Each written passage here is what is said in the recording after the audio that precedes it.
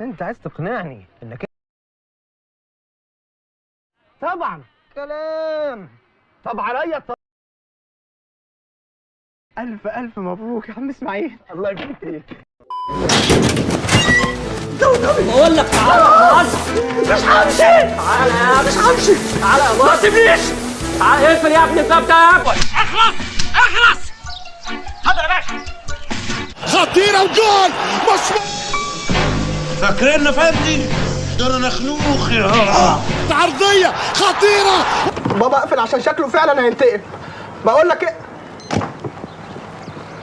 حازم بسيوني الله يحرق سنينك، انت فين يا ابني؟ اللي هيقرب لي هياخدها في دماغه. اثبت يالا.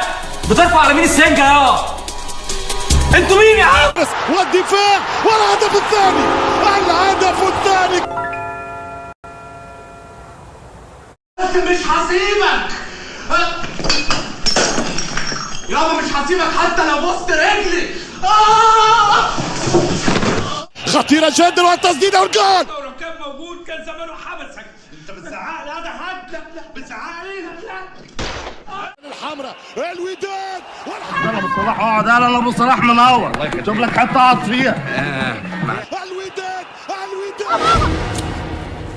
يا نهار اسود. ممس خلي بالك لتاني مرة تثبتني في حياتي وانا ساكت. سامحنا يا قبطان، احنا اصحاب بس الشغل شغل. انا ايه اللي مشاني وراك؟ ايه اللي مشاني وراك؟ ما انا كنت في حالي، فقرتني وجبت لي الفقر. ستك ما عملتهاش من زمان. بقول لك مبسوط يا علي، وعايز اخلي كل اللي حواليا في السجن مبسوط زيي. مش عارف ازعل منهم حاجه.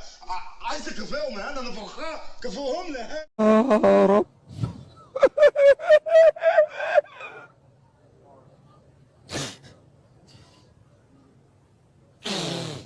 فكرة انا عايش في ايطاليا برضه.